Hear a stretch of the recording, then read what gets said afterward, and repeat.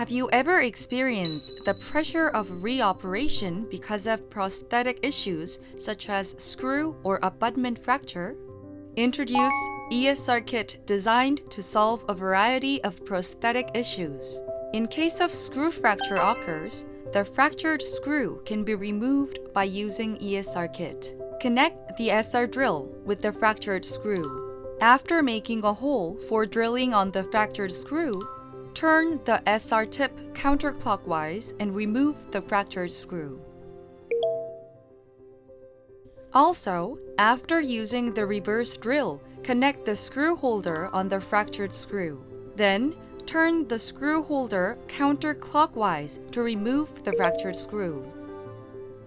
In addition to screw fracture, the ESR kit can be used for removing the fractured abutment, repairing damaged thread of implant and screw hex slip. Try ESR kit designed to solve a variety of prosthetic issues.